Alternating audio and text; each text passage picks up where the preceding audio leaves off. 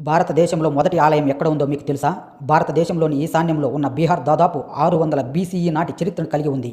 ప్రస్తుత పాట్నా పురాతన పేరు పాటలీపుత్ర. ఇది కాలక్రమేణా పాటలీగ్రామ్, కుసుంపూర్, అజియాబాద్ అని కూడా పిలుస్తున్నారు. ఈ ప్రాంతం మౌర్య సామ్రాజ్యానికి, బౌద్ధమత అభివృద్ధికి కేంద్రంగా ఉండేది.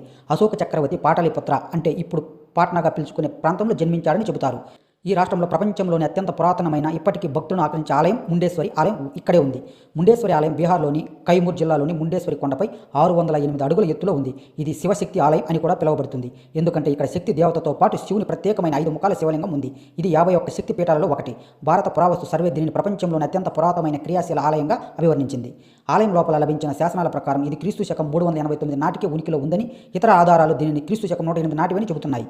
ఇక్కడ లభించిన మహారాజా దత్తగమనికి చెందిన శాసనాలు, శిల్పాలు కూడా ఆలయ ప్రాచీనతకు నిదర్శనంగా నిలుస్తాయి. ముండేశ్వరి ఆలయం అష్టభుజ నిర్మాణ శైలిపై ఆధారపడి ఉంది. బీహార్లోని నాగలి శైలికి మొదటి ఉదాహరణగా చెబుతున్నారు. ఆలయంలో రాతిని కూడా ఉపయోగించారు. చుట్టూ ద్వారాలు, కిటికీలు ఉన్నాయి. గోడపై చిన్న శిల్పాలు, కళాకృతులు ఉన్నాయి. ప్రవేశ ద్వారంలో ద్వారపాలకులు, గంగా, యమున విగ్రహాలు కూడా ఉన్నాయి. పురాతన ఇతిహాసాల ప్రకారం శంభు, నిశంభు అనే రాక్షసులు, సైనాధిపతులు చండు, ముండు ప్రజలను హింసించారు.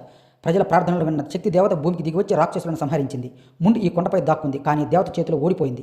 అందుకే ఆ దేవతకు ముండేశ్వరి మాత అని పేరు పెట్టారు. ఈ ఆలయంలో వారాహి రూపంలో ఉన్న దేవత విగ్రహం, ఆమె వాహనం మహిషి విగ్రహం ఉంది. ఆలయ గర్భగుడిలోని 5 ముఖాల శివలింగం ఎంతో మహిమాన్వితమైనది. శివలింగం సూర్యుని స్థానాన్ని బట్టి రోజు కనీసం 3 సార్లు రంగు మారుతుందని చెబుతారు. ఉదయం, మధ్యాహ్నం, సాయంత్రం ఈ మార్పు ఎలాంటి హెచ్చరిక లేకుండా జరుగుతుంది. ఈ అద్భుతమైన రహస్యం దీనిని మరింత ప్రత్యేకంగా చేస్తుంది. వీడియో నచ్చినట్లయితే శంభో శంకర అని కామెంట్ చేయండి.